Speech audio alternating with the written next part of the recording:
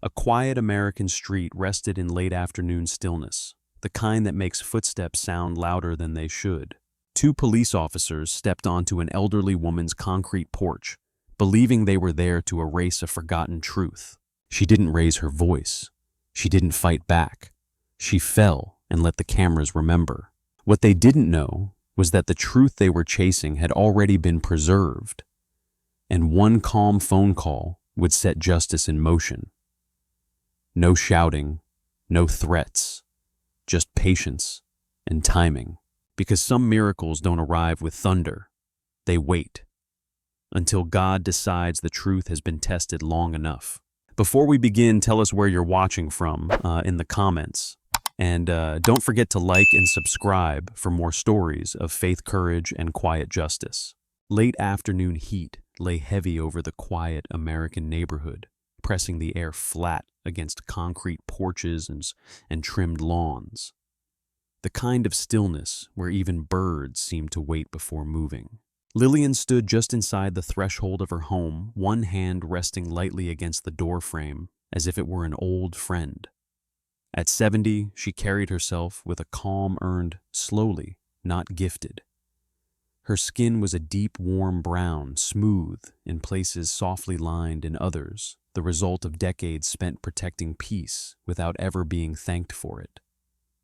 Silver curls framed her temples, natural and unstyled, clean but unapologetic, revealing her age without surrendering to it.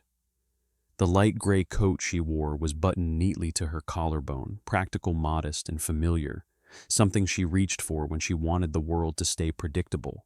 The sound of tires on asphalt broke that predictability. A police cruiser rolled to a stop at the curb in front of her house, its engine idling with a low, impatient hum. Lillian did not flinch. She had lived in this house long enough to know the rhythms of the street children, returning from school, delivery trucks slowing too late, neighbors who waved but never stopped. Police cars were rare here. When they came for a reason, and reasons were rarely kind. Robert Hayes exited the vehicle first. He was a white, middle-aged man with a shaved head that reflected the fading sunlight like polished stone.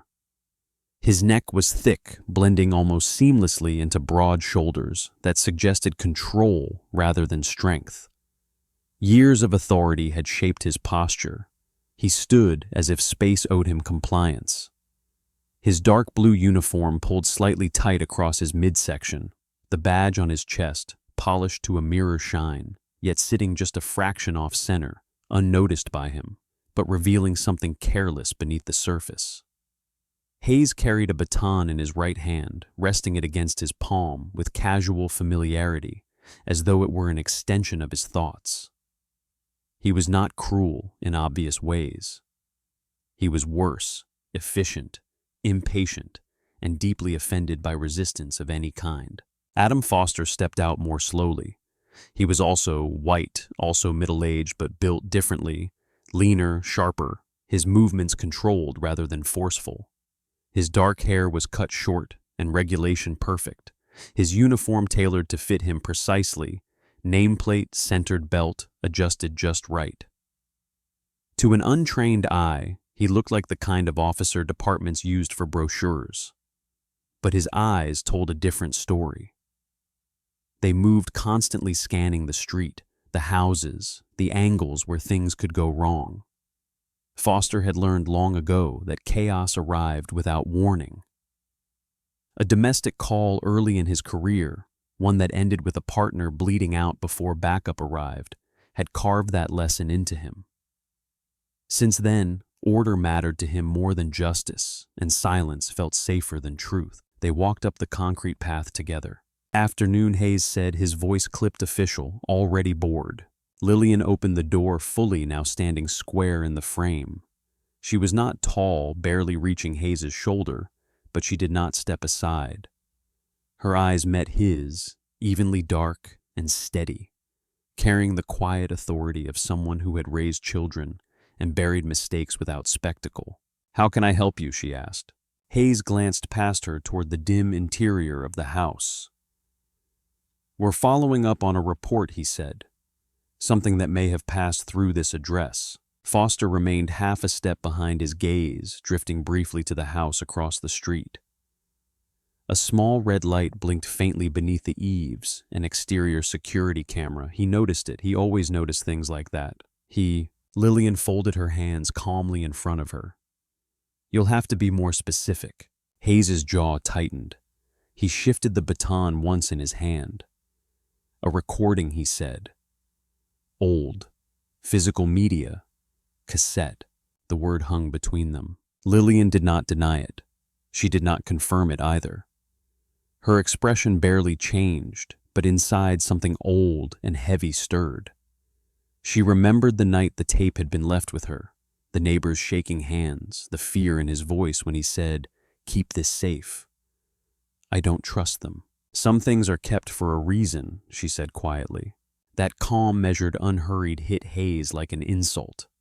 He was used to hesitation, to excuses, to fear. He was not used to composure.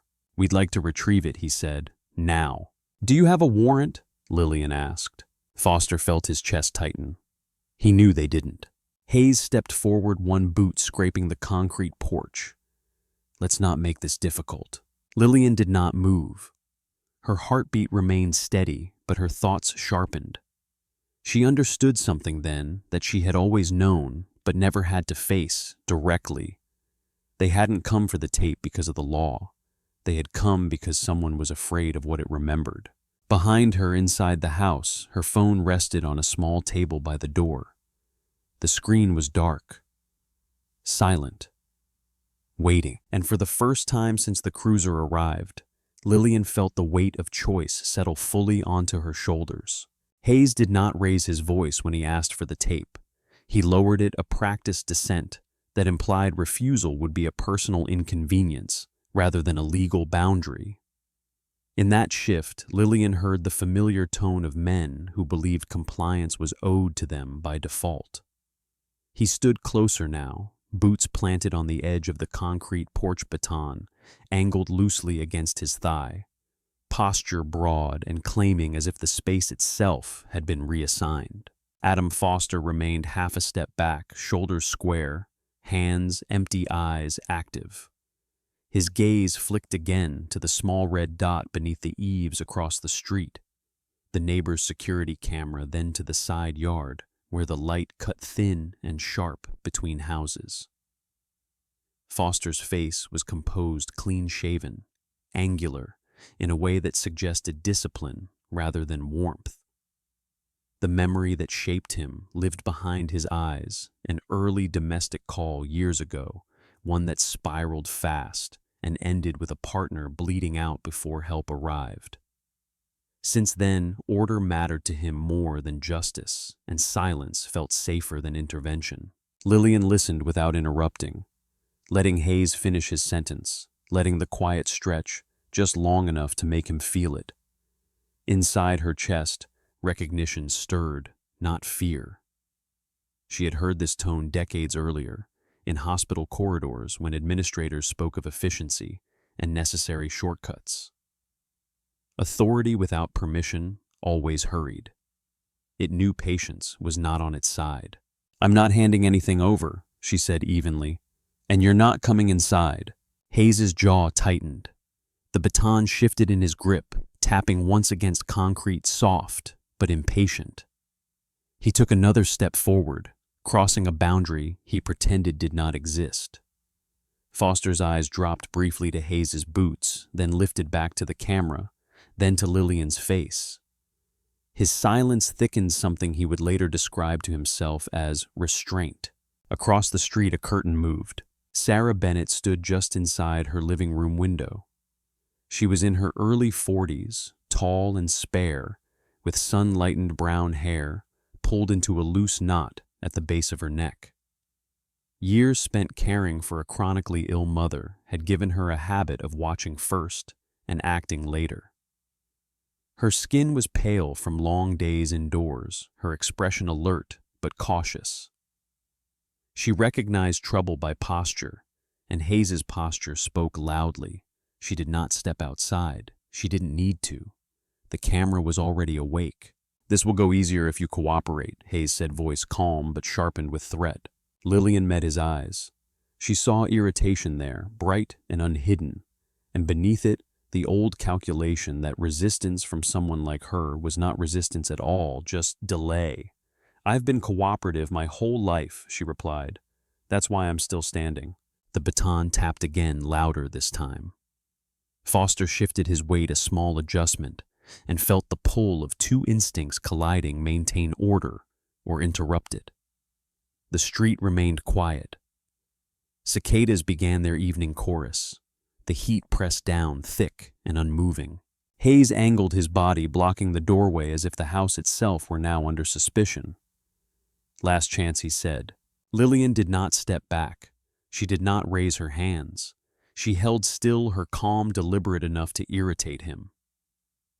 Inside the house, on the narrow table by the door, her phone lay face up. The screen was dark, but its presence was not.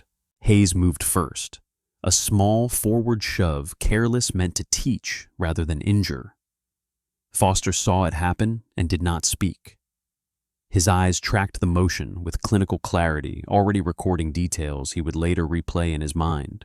The shove was not hard, but it was impatient. Lillian's foot slipped on the worn edge of the porch, where paint had thinned to raw concrete. The world tilted. She felt the ground rise to meet her, the shock of cold through her coat, the sharp release of breath from her chest.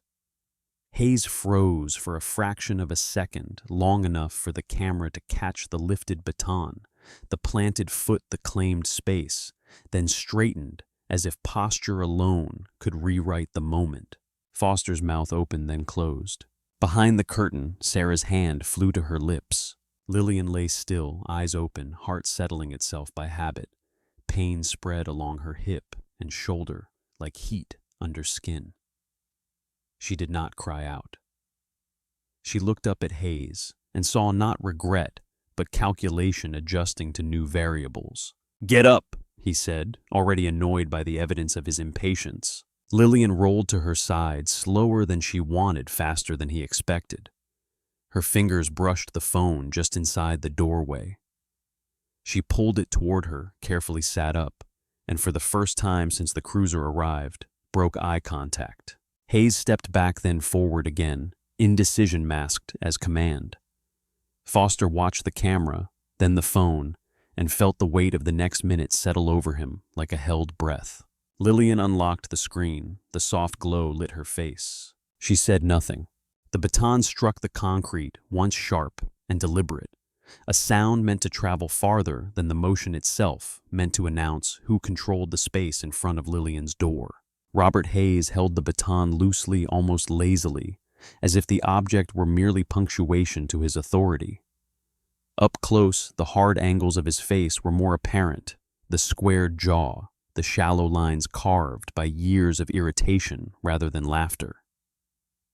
There was no beard, no softness to break the severity. He had learned early in his career that decisiveness looked like confidence, and confidence discouraged resistance. The incident that shaped him had been a riot detail 15 years earlier, when hesitation got another officer hurt, and applause followed the ones who acted first. Since then, Hayes acted first and asked later. Lillian felt the vibration of the baton through the porch before she registered the movement of his arm. The shove came quickly, not violent in intent, but careless in execution, driven by impatience rather than rage. Her body reacted slower than her mind. One foot slid against the worn concrete edge, polished smooth by decades of shoes and weather. The world tipped sideways. She went down heavily. The fall was not dramatic. It was worse than that mundane final humiliating in its inevitability. Her hip struck first, then her shoulder, the impact driving the air from her lungs in a sharp, involuntary gasp. Pain flared white and hot, spreading outward like heat through metal. She tasted dust. The porch smelled faintly of old paint and sun-warmed concrete. For a brief second, everything stopped.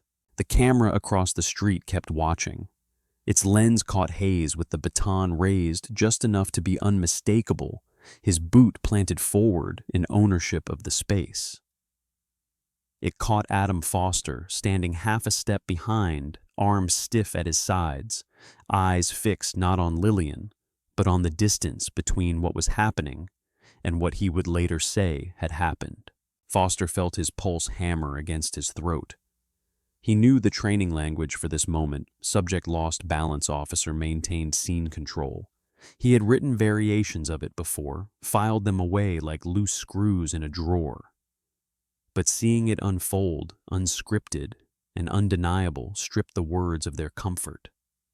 His clean-shaven face remained neutral, but his jaw tightened. He did not bend down. He did not speak. Behind the curtain across the street, Sarah Bennett had already moved. She pushed the fabric aside just enough to see clearly. From this distance, the details sharpened Lillian on the ground, still and small. Hayes looming, Foster rigid and silent. Sarah's heart raced, not from shock, but recognition. She had seen this posture once before, years ago, when her mother fell in a nursing home hallway and the staff insisted it was just a slip. Back then, she had believed them. She had regretted it ever since.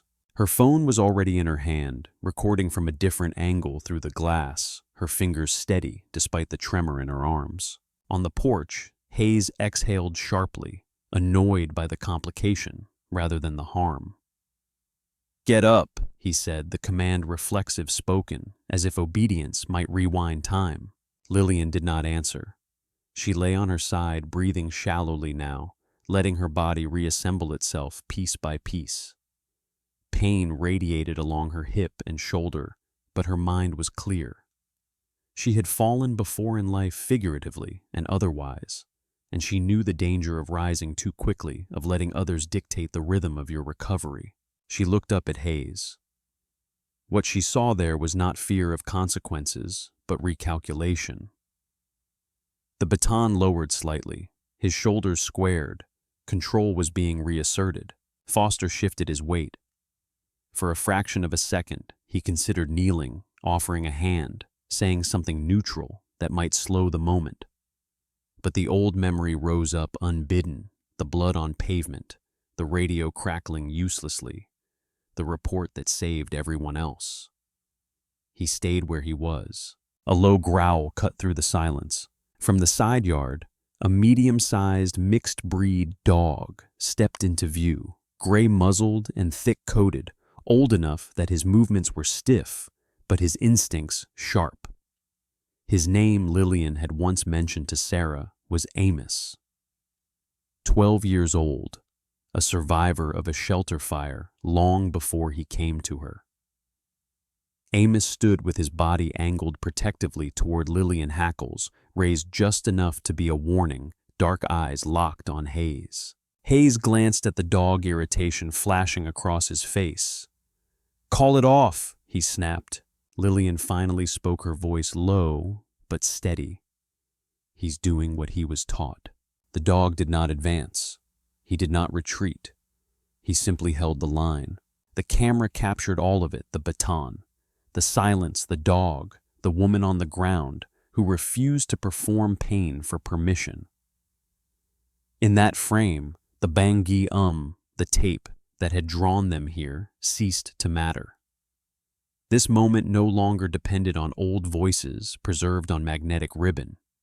It was being written in real time, etched into pixels and memory. Hayes took a step back, then another, irritation hardening into something more cautious. "This isn't over," he said, the words thin and unconvincing. Lillian pushed herself upright slowly, one hand braced against the porch, the other finding the door frame. Amos stayed close, his shoulder pressing lightly against her leg. She did not look at Foster. She did not look at the camera. She reached just inside the doorway where her phone waited and closed her fingers around it. The screen lit her face with a pale glow. For the first time since the cruiser arrived, Hayes felt something slip beyond his reach. Not the tape, not the scene, but the certainty that this would end where he decided. Hayes believed the lesson had been delivered. He took 2 steps back from the threshold, the baton lowering to his side, posture resetting into something that looked like closure. In his mind, the scene was already folding itself away into paperwork and omission. He glanced once more at the house, then at the dog, irritation settling into a thin, practiced calm. "Let's go," he said, not loudly, not kindly, final. Adam Foster followed the movement with his eyes. He felt the relief of retreat tug at him, the old instinct to end scenes before they metastasized. The camera across the street still blinked red. He avoided looking at it now. The noise of cicadas thickened evening pressing in. The street held its breath. Lillian remained where she was seated on the porch, one hand braced against the concrete, the other curled around her phone. Amos stood close, his body angled toward her, the fur along his spine settling as the immediate threat receded. The pain in her hip pulsed steadily, manageable, familiar, in a way pain becomes when you refuse to let it own you. She did not look at Hayes. She did not look at Foster. She unlocked the phone. Nathan answered on the second ring. His voice came through clean and level, unhurried, in a way that suggested he had learned long ago how panic wasted time. He was not loud. He did not ask questions yet. The faint sound behind his voice, air, moving a distant metallic clatter, hinted at a place where precision mattered. Nathan Reed had grown into a man whose calm was not softness, but containment. In photographs, he would be described as broad-shouldered, spare through the waist, his jawline hard and clean eyes dark and watchful. Years in uniform had taught him to listen first. Years away from home had taught him what he could not protect from a distance. "Mom," he said. "I'm on the porch," Lillian replied. Her voice did not shake. 2 officers came to the house. Hayes paused at the end of the walkway. He could not hear the words, but the shape of the moment pricked at him. He told himself it was nothing. Everyone called someone after a scare. He took another step toward the cruiser. "They wanted the recording," Lillian continued. "They didn't have a warrant. One of them used a baton. I fell. The neighbor's camera has it." There was a silence on the line that was not confusion, but calculation. Nathan did not interrupt. He did not fill the space with comfort. He waited for the facts to finish arranging themselves. "Are you bleeding?" he asked. "No." "Can you stand?" "Yes." "Good," he said. The word landed gently, but it carried weight. "Go inside. Sit. Ice the hip. Don't hang up." Lillian did as he said. Amos rose with her, leaning in, steadying. As she stood, Sarah Bennett opened her front door at last. She stepped onto her own porch, tall and narrow-shouldered, in a light sweater, hair slipping loose from its knot. Her face was pale, her eyes fixed on Lillian with concern, sharpened by resolve. She did not cross the street. She raised her phone slightly. A quiet signal. "I have it." Lillian nodded once and turned back toward her door. Hayes reached the cruiser and stopped. Something in the rhythm had changed. He felt it in his shoulders, a subtle tightening. The sense that the scene had not closed when he decided it should. He opened the driver's door, then closed it again. Foster stood beside him, eyes down, jaw clenched. "Who's she calling?" Hayes asked. Foster shrugged, a small, non-committal motion. "Family," he said, choosing a word that sounded harmless. Inside the house, Lillian sat at the small kitchen table. The phone rested on speaker between her hands. The room smelled of lemon cleaner and old wood. Nathan's voice remained steady. "I'm not coming," he said, before she could ask. "You don't need me there." She understood what he meant. Presence could escalate. Absence could concentrate. "I'm going to make calls," he continued. "You'll hear from people who speak in calmer sentences. When they ask you to repeat what happened, You will. When they ask for the footage, you'll tell them who has it. You won't negotiate. You won't explain beyond the facts. Outside, Hayes finally started the engine. The cruiser's lights remained dark. He told himself that was professionalism. As he pulled away, he caught a glimpse in the rearview mirror of Sarah lowering her phone of the porch, returning to stillness. The image bothered him more than the fall had. Foster stared out the passenger window. He imagined the report forming, then fracturing. He imagined the camera footage surfacing the angle, unforgiving. He imagined the questions he would be asked and the answers he would give. Silence had always been his refuge.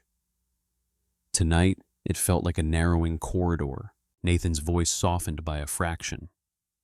"I'll stay on the line," he said. "Tell me when they're gone." "They're gone," Lillian replied. "Good," he said again. "This ends clean." She closed her eyes briefly, not in relief, but acknowledgement. The choice she had made had already set things in motion. Nathan did not need to threaten. He did not need to arrive.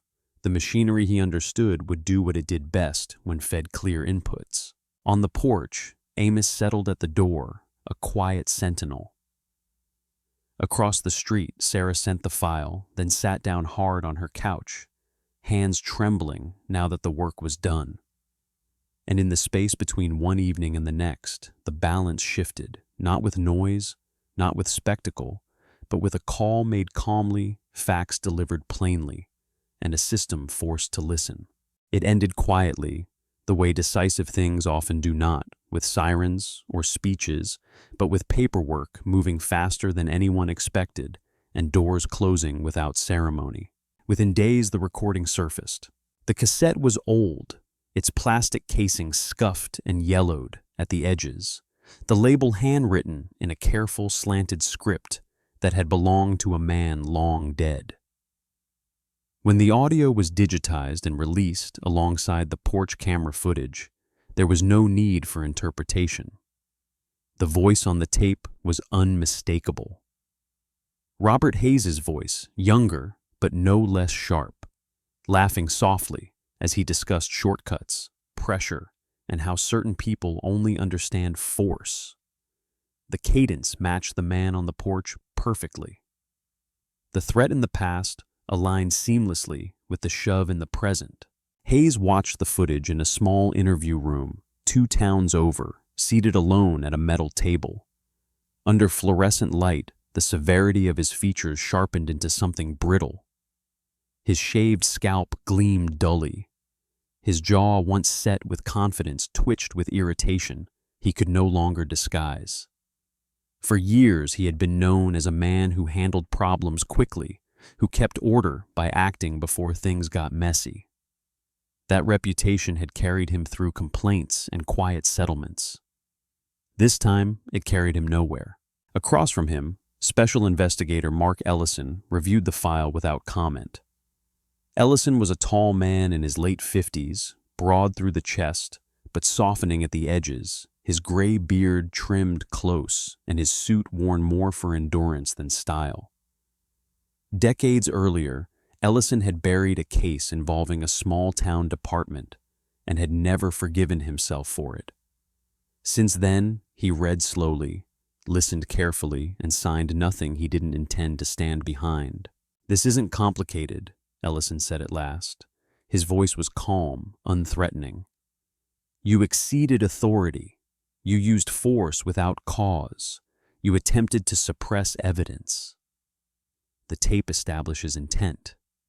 The video establishes action." Hayes leaned back, arms crossed, the habit of defiance rising on reflex. "People fall," he said. "You know that." Ellison nodded once. "They do. But they don't usually fall in the exact direction your baton was pointing." Down the hall, Adam Foster sat in a different room, posture rigid, hands folded so tightly his knuckles had gone pale. Without his uniform, he looked smaller, sharper, a man defined by angles and restraint. His hair was still cut perfectly, as if discipline might substitute for defense. When the investigators played the footage for him, he did not look away. He watched himself stand there, silent, watching. The memory he had leaned on for years, the call that taught him silence, was survival, no longer shielded him. It stood exposed, inadequate. "You didn't strike her," Ellison said later, meeting Foster's eyes. "But you were present. You observed. You documented falsely." Foster swallowed. "I didn't think." Ellison raised a hand. "Thinking is not the standard. Action is." By the end of the week, the decisions were signed. Robert Hayes was formally charged with abuse of authority, assault, and obstruction of justice. His badge was taken first unclipped without ceremony. The weight of it left a pale rectangle on his uniform shirt where it had rested for years. His freedom followed soon after, replaced by schedules and locked doors he did not control. Adam Foster was dismissed permanently. His certification was revoked.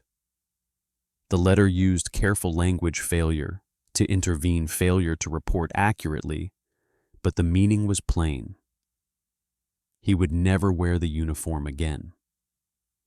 When he cleaned out his locker, he took only his boots. He left the rest. Nathan Reed never appeared in any room where decisions were made. His name surfaced briefly in a chain of calls, then disappeared, replaced by titles and offices. He did not testify. He did not give interviews. The system did not need him to. It had everything it required. On the quiet street where it had begun, life adjusted. Sarah Bennett watched from her window as an unfamiliar car drove past, once slowed, then moved on. She had given her statement calmly, her voice steady despite the tremor in her hands. When it was over, she went back to caring for her mother, back to routine. The camera remained mounted beneath the eaves, its small red light steady, patient. Lillian stood on her porch most evenings after that. She leaned lightly on the railing now, careful with her hip. Amos settled at her feet like a warm shadow. The dog's muzzle had gone almost completely gray, his movements slower, but his presence unchanged. He watched the street without expectation, content simply to be there. Sometimes neighbors waved, sometimes they didn't. Lillian did not mind either way. She did not stand there to watch for police cars. She did not stand there waiting for vindication. She stood because it was her porch, because she had stood there long before men with batons decided to test it, and because she would stand there long after they were gone. The truth had done its work without spectacle. No one had come running. No voice had thundered in warning. There had been no final confrontation to remember later, only records, footage, signatures, and consequences delivered in the language systems understood best. And in that quiet, Lillian found a deeper peace than victory. Somewhere far away, Nathan Reed ended a call and returned to his day. The perimeter he cared about had held. He did not need to cross it to know that. On the porch, as the light softened and the evening cooled, Lillian rested her hand briefly on the railing and closed her eyes. There were people who believed strength meant striking back. She knew better. Some truths didn't need fists. They only needed time, patience, and the courage to be recorded. Sometimes miracles don't arrive with thunder or fire. They arrive quietly in the courage of an elderly woman who refuses to lie down in a truth that survives long enough to be heard and in a system that is finally forced to listen. Many people ask where God is when injustice happens. But perhaps God is not always in the moment of pain. Perhaps he is in what remains afterward, the evidence that refuses to disappear, the witnesses who find their voice, and the strength given to ordinary people to stand their ground. Lillian did not fight back with violence. She did not curse. She did not seek revenge. She stood. And in standing, she allowed the truth to do what truth has always done, set things right in God's time. In our daily lives, we may never face cameras or courtrooms, but we all face moments when silence feels safer than truth, when fear whispers that it's easier to look away. This story reminds us that even then, we are not alone. God sees, God remembers, and no act of quiet righteousness is ever wasted. If this story touched your heart, please share it with someone who needs hope today. Leave a comment and tell us where you're watching from. Your voice matters here. Don't forget to like and subscribe to the channel so we can continue sharing stories of justice, courage, and faith. May God bless you and your family. May He protect the vulnerable, strengthen the weary, and guide all of us to choose truth, even when it's difficult. God bless and thank you for watching.